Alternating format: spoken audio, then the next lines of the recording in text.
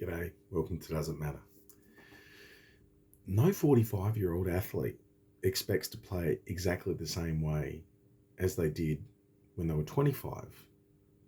No musician plays the same way they did 30 years before. No artist creates the same things endlessly. Variance is the theme, variance is the constant. Change is the common denominator, and the pros and cons of that change are ours to juggle with our big, wonderful brains. Fortunately for most of us, this is a commonly held understanding that over time we change, things change, and we have to adapt to it.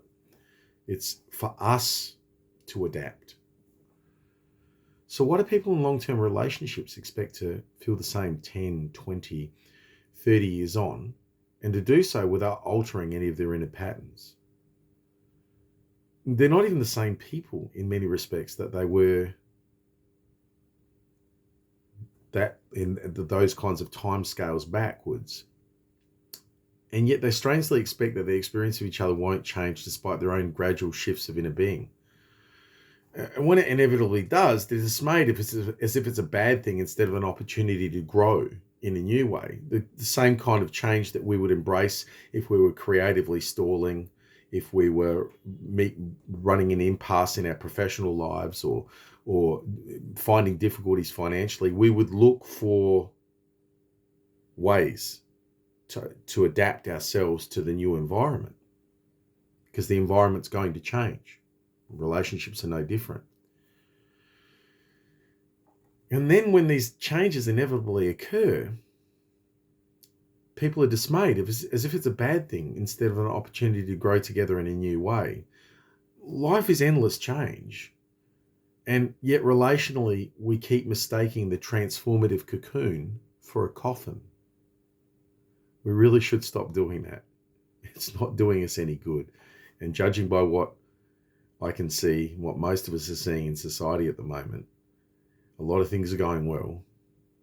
But relationally, within society itself, there's a lot of dissolving going on, and it's not all good. So we all need to reflect on how we can adapt and change and what our expectations are, particularly of our friendships, our relationships, and our families, because some of those expectations are nonsense. They're unrealistic. They're nonsense.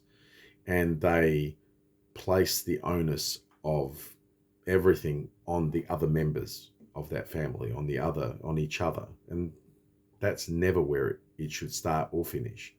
It starts and finishes with you, with me. We take our accountability from ourselves, from our own actions. The way you feel is the way you feel. It's what you're doing to yourself. Can involve other people, but you're still reacting. You're still shaping and framing those thoughts in your head that lead to emotions and beliefs that reinforce each other. We need to be accountable. We need to love as adults. I think most of us are still loving like we're children, loving as children and not loving as adults. Adults can and should love differently. And there's not a lot of that at the moment.